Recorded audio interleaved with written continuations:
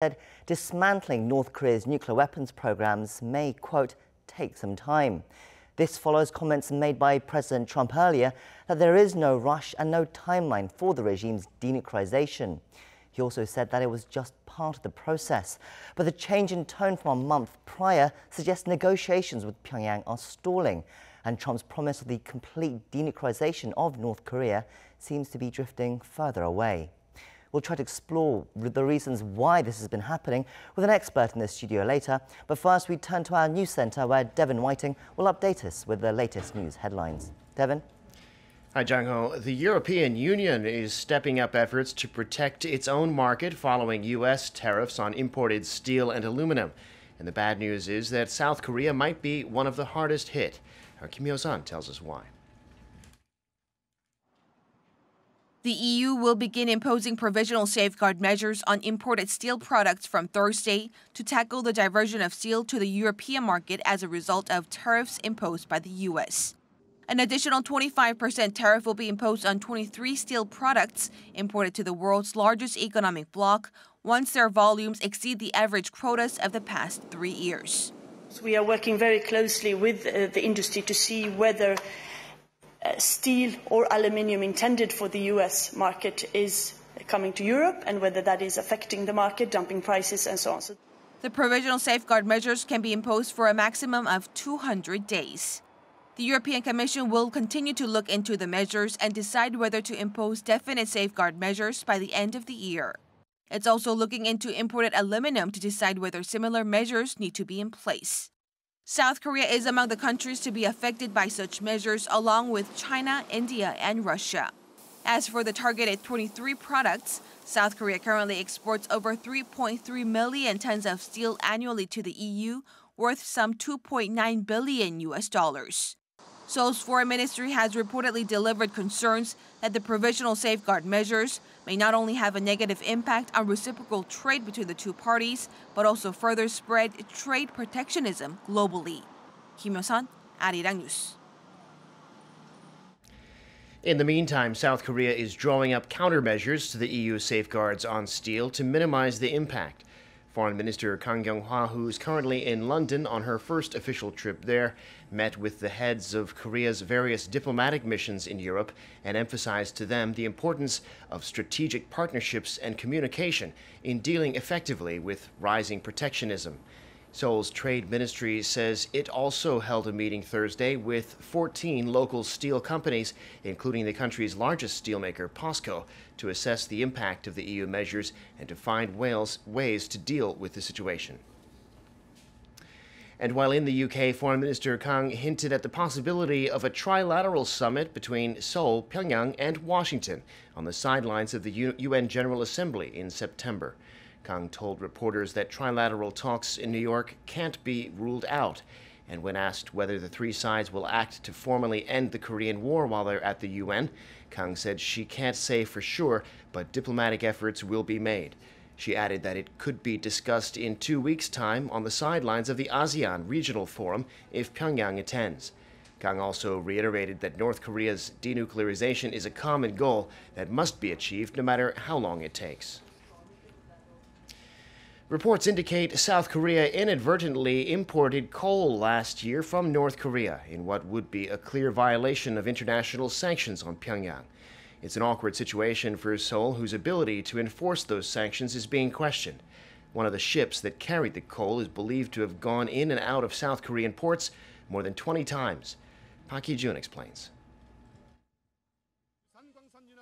South Korea is being questioned over its ability to implement UN Security Council resolutions after inadvertently importing some 9,000 tons of North Korean coal last year via Russia. Broadcaster Voice of America reported Tuesday that an expert panel under the UN Sanctions Committee found that North Korea shipped coal to the Russian port of Kalmsk on Sakhalin Island 6 times between July and September 2017. The coal eventually found its way to ports in South Korea, with some of it unloaded at Incheon on October 2nd and some at Pohang on October 11th through ships that were later found to be operated by Chinese companies.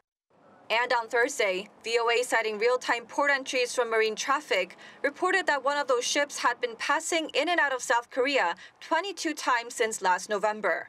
According to the data, Rich Glory, the ship that transported coal to Pohang, was found to have entered the port of Busan just 2 weeks ago on July 4th.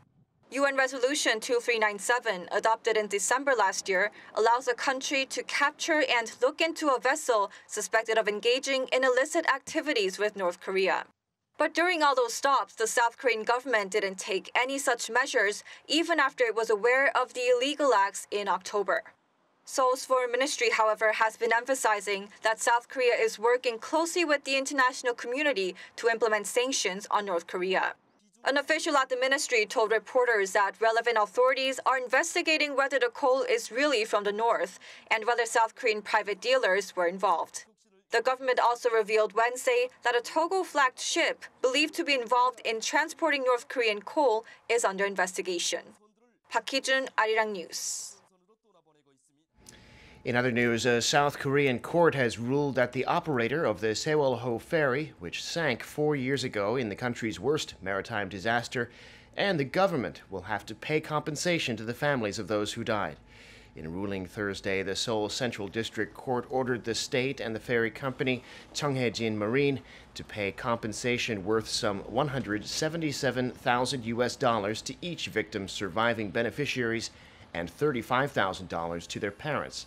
The plaintiffs are the relatives of 118 victims, totaling 354 people. In their suit filed 2 years ago, they claimed the state and the ferry company had neglected to properly manage safety and failed to launch a timely rescue. The Sewol-ho ferry capsized in waters off the southwestern island of Jindo back in April of 2014, killing 304 people, mostly high school students. The 12 boys and their soccer coach rescued from a flooded cave in Thailand have now told the world about their ordeal in a press conference. They thanked the rescuers and expressed their condolences for the Thai Navy SEAL who gave his life to save them. Cheonghaejin has more. The rescue boys appeared before the press in Chiang Rai, all wearing the kit of their football team, the Wild Boars. One of the boys described how they had survived in the flooded cave.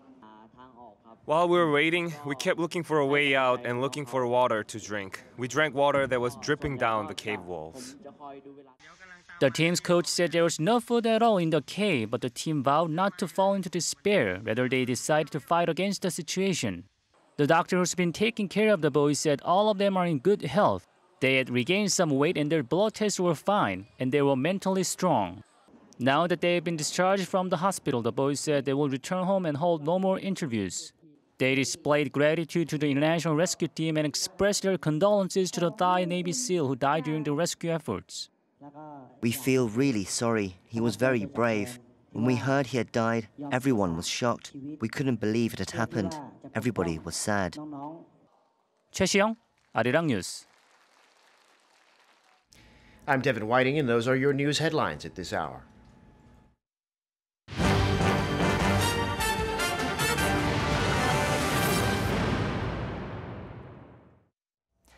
It seems US efforts to denuclearize North Korea as quickly as possible is not happening the way that it wants. Secretary of State Mike Pompeo now admits that negotiations to dismantle the regime's nuclear weapons program may take some time. Lee Seung-jae has more. A day after U.S. President Donald Trump stated there was no time limit attached to the dismantlement of North Korea's nuclear weapons program, his top diplomat Mike Pompeo echoed his boss's remarks at a cabinet meeting on Wednesday, saying the negotiations may take some time. Pompeo added that the talks between the U.S. and North Korea will be taking place against a backdrop of the continued enforcement of existing sanctions. His assessment comes roughly 5 weeks after President Trump and North Korean leader Kim Jong-un agreed at their summit in Singapore that Pyongyang would work towards the complete denuclearization of the Korean Peninsula in exchange for security guarantees from the U.S. Regarding the repatriation of American soldiers killed during the Korean War, Pompeo said North Korea is expected to repatriate the remains in the coming weeks, calling it commitment made by the North. A senior U.S. defense official says Washington hopes North Korea returns about 50 sets of remains within 2 weeks but the details are still thought to be sketchy. This, despite 2 days of talks between U.S. and North Korean officials on the matter at the inter-Korean border on Sunday and Monday. Pompeo traveled to Pyongyang earlier this month, hoping to agree a roadmap for the regime's denuclearization, but he left empty-handed, and progress has been slow ever since. North Korea even issued an angry statement as soon as he left, accusing his delegation of making gangster-like demands of the North. However, despite the bluster, Pompeo is keeping his chin up, saying while more work is needed, the two sides find themselves in a, quote, very hopeful place. Lee Seung-jae, Arirang News.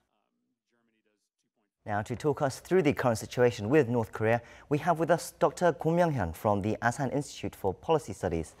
Thank you for making the time to come in today. Thanks for having me. Now, US Secretary of State, as we've heard, has said North Korea's denuclearization now may take some time. That's in stark contrast to what he said originally, straight after the summit in Singapore, where he said he hoped for denuclearization of North Korea by the end of Trump's first term in the year 2020. Does this show that the US have now conceded that dealing with North Korea is difficult? And perhaps it shows a little bit of naivety that they went into these discussions with Kim Jong-un thinking that it would happen quickly. Well, on the positive side, the US side is actually showing some flexibility in regards to negotiating with North Korea. It's a tough job to pull off a negotiation with North Korea, as we all know. But then I think it's also an acknowledgement of the reality on the ground. The peacetime denuclearization, complete denuclearization of a nuclear state has never taken place before in human history. So there's no precedent for like this. So it's obvious that it's actually natural that the two sides will have to figure out what will be the steps to be taken together to achieve that goal. And then I mean, the initial objective of having complete denuclearization by 2020 was too ambitious, overly ambitious in many ways. And I think US side is naturally adjusting their expectations. I mean, Trump has also reiterated in a tweet, he said there's no rush and there's no timeline set for denuclearization. But do you think also it shows perhaps that for the US, denuclearization is not an urgent priority right now? Well, denuclearization is definitely an urgent priority. I mean, that's what the President Trump promised to the people of the United States and also the international community, which is the complete denuclearization of the of North Korea. So, but then, regardless of what President Trump says or the North Koreans say, there are actually an implicit timetable outside the denuclearization roadmap. This implicit timetable is actually the electoral cycle in the United States. There's a midterm election coming up. So there's incentive on the American side to manage the situation and manage the expectations as well. There's also another timetable for the North Koreans. That's the economic timetable. We know that North Korea is under heavy economic sanctions. And even though we don't really know what's going on inside North Korea, it's clear that the sanctions are having a huge impact on their economy. And that's going to act as a pressure on North Korea to deliver what they promised in Singapore. And I think that's the reason why the United States government is not backing off when it comes to relaxing the sanctions. I mean, this was a question I asked another expert the other day. Do you think actually Trump really cares about denuclearization of North Korea? I mean, he's got a win as such. He's met with Kim Jong-un, with something which no other president has been able to do. And you know, he's still keeping sanctions on North Korea, and you can just blame North Korea for playing hardball. Does he need North Korea to take actions towards denuclearization, really for his own political benefits? Well, sure, the President Trump could be quite expedient about what he's trying to achieve in North Korea. Perhaps, as you have stated out quite well, that maybe President Trump doesn't really want to see the complete denuclearization of North Korea because it's too costly and it's too tough. But I think there are two drivers here. Well, obviously one driver is President Trump, but the other driver is actually Kim Jong-un. And as I mentioned before, he's under another set of pressure, and that's the economic pressure, and that's it's not being decreased at all. So that's going to act as a timetable for Kim Jong-un. So even if President Trump is happy with the status quo, I don't think the North Koreans are happy. So I think that's going to lead to another set of actions on the part of North Korea. I mean, you've talked a little bit about how strong the sanctions are biting on North Korea. So I mean, can you explain more about how, like, what evidence we're seeing about how difficult it is for North Korea right now? Well, it's a simple matter of algebra, I would say. We know that the sanctions are affecting 95% of North Korean export revenue. And that means that North Korea doesn't really have, I mean, even if they had a financial buffer, that buffer is running low right now because they still have to pay their imports with foreign currency. And it's been almost a year since the most strict, stringent economic sanctions measure came into place. So that's the reason why we suspect that North Korean economy is heading into trouble right now. But also we have to understand the economic sanction is like a medicine that takes some time to take effect. It's like you can call it a medicine with slow release. So we know that it's going to have a strong impact, but then it's going to take time. I mean, there is certain arguments saying that North Korea right now, there is some evidence to say that they are suffering. There's also some evidence saying that they're doing okay, that they are surviving. They don't necessarily need to be that urgent about denuclearization. But at the same time, North Korea aren't showing steps towards denuclearization. I mean, so do you see a scenario where North Korea would denuclearize first and then have sanctions lifted? Well, that's exactly what the international community wants North Korea to do, but then I don't think that's going to happen. I mean, I think the accumulation of what we have seen so far from North Korea, the evidence points towards the worst possible scenario, which is North Korea doesn't want to denuclearize. Clearly, North Korea has been moving the goalpost, so to speak, when it comes to denuclearization by coming up with a redefinition of it. And every time they redefine denuclearization, they move further away from the complete denuclearization or CVID that the United States and the international community wanted in the first place. So I think North Korea will never give up its nuclear weapons. But what's possible is that they might intend to limit their nuclear capability for the relaxation of sanctions. That could be a potential trade-off that North Koreans are willing to make. So you've talked about some actions there. I mean, what could North Korea conceivably take to show the US that they are taking steps towards denuclearization? What do they need to show? Well, it's really about what the North Koreans think that Trump wants from them. Maybe North Koreans expect that Trump will be happy with significant gestures towards denuclearization without really engaging into the meaty part of denuclearization, which is verification and inspection. So I think North Korea could deliver what they promised to Singapore, such as closing down the missile test facility, and also they could either, for example, destroy some missiles by inviting, let the international media to be there, present at the site. But then when it comes to the most important matter of verification and inspection, I don't think the North Koreans will are willing to concede on that point. Does the US have to change their plan of action if they want to get something out of this as well? I mean, do they have to change the plan for the long term than the previous one of reaching denuclearization by the end of Trump's first term? Well, clearly they are changing their plans. I mean, they are changing their plans very quickly, and then I think they're going to change their plans again after the November election, and also in response to North Korean behavior. Because right now, it's a very passive-aggressive kind of relations that the two sides are engaged in. Even though on the surface they are expressed, they are more or less satisfied with what's going on. They call, Kim Jong-un calls Trump, each other actually friends and all that.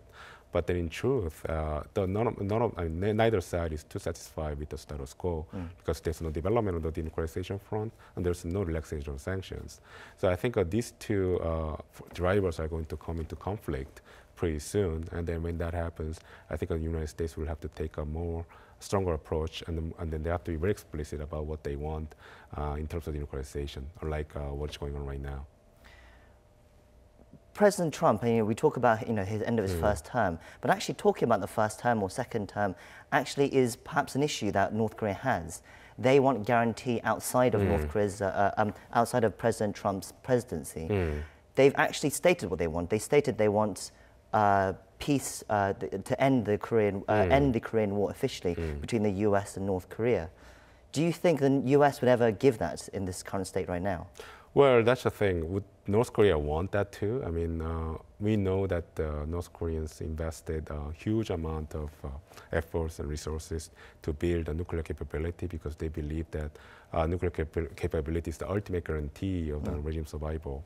I mean, the thing is that outside of North Korea, even, I mean, actually in South Korea and then Washington, many people believe that North Koreans will never give up nuclear weapons because no amount of peace agreements or paperwork and agreements are going to convince North Koreans that they'll be able to survive without nuclear weapons. So I think what North Koreans are going to ask from the United States is to allow North Korea to keep minimum deterrence at least to make sure that they feel comfortable and then they feel secure. And in exchange, they are willing to engage in responsible behavior and not to use it against anybody or proliferate. And this impasse that they have, the US and North Korea, perhaps both sides aren't losing too much right now yet. But I guess the biggest loser perhaps right now can be considered President Moon of South Korea. He wants a lot of interaction and cooperation with North Korea, and he wants to see that relationship normalized. But in this situation, he can't really go ahead as such. Do you think he will now try to get involved in some way, perhaps broker more movement between North Korea and the US? That's possible. President Moon has stated publicly that inter-Korean dialogue and the denuclearization talks are two separate things. And for instance, he stated that denuclearization is actually a matter between the North Korea and the United States. But I think in reality understands that there cannot be development on the inter-Korean dialogue front without developments in the denuclearization front. So I think President Moon probably, I mean, actually it's possible that he's going to have another summit with Kim Jong-un to push ahead with the denuclearization negotiation with the United States. That kind of intervention is quite realistic and it's likely to happen later this year. For South Korea, as I said, there's been a lot of interaction and talks and progress made with North Korea so far. But worst case scenario, US and North Korea, the talks break down and negotiation for denuclearization breaks down. Can the inter-Korean relationship and projects that they started so far survive? Well, that's the thing. We can continue with inter-Korean dialogue in terms of people-to-people exchanges or engaging in sports activities together, all these symbolic gestures. But on the other hand, when it comes to the substance of inter-Korean dialogue, that's going to be difficult because the substantial part of inter-Korean dialogue involves economic assistance in North Korea. And that economic assistance in North Korea is right now banned by the UN sanctions regime and the unilateral sanctions by the United States. So without the progress in the denuclearization front, there cannot be further development on the inter-Korean dialogue. One interesting development before we go, there's been reports that say North Korea have recalled their overseas mission chiefs to Pyongyang for some sort of meeting. We don't have the details of what that agenda or that meeting is, but there are various rumors saying that they're planning some US, South Korea, China, trilateral, quadrilateral, I guess, meeting. What do you make of this development? Well, this is actually, I take that as, cautiously take that as a positive sign. It's showing that North Korea is putting more weight on the diplomatic front rather than the military front. I believe the North Korean regime is not right now too happy with what's going on. But the next step is clearly from the behavior that they're showing right now, the next step is going to be a diplomatic offensive, trying to put pressure through the international public opinion on the United States so that the United States delivers what North Korea wants, which is security guarantees and then unrealistic adjustment of expectation about North Korea as a nuclear state, meaning allowing North Korea to keep some nuclear capability in order to go forward with the peace agreement and ultimately achieve the stability in the Korean Peninsula. So I think that's the reason why North Korea is preparing their diplomats for the second stage of their diplomatic offensive. Have you seen anything like this before? I mean, I have had reports that happened some 3 years ago. I mean, why would they do this? Why would they do this before? And what can we read more from this as well? Well, we don't, I think this only makes sense if these ambassadors, North Korean ambassadors who've been recalled to Pyongyang for consultation are going to be given a unified message about what to say after they go back to their post. And then when they go back, they're going to basically have a very unified message to the international audience saying that the North Korea wants peace and also a realistic treatment by the United States. And that's going to be the message by these ambassadors. And I think this is a very clever move on the part of North Korea that it signals to the international community that they are willing to be responsible, and also they are going to strive for a peaceful settlement of what's going on right now between the United States and their country. All right, we'll end it there. Thank you for coming in today as usual, and it's always great to have you here with us. Thank you so much. All right. And that's where we'll end it. Thank you for watching, and stay tuned to Arirang News for our later newscasts for all the latest updates from Korea and around the world. Thank you for watching, and goodbye.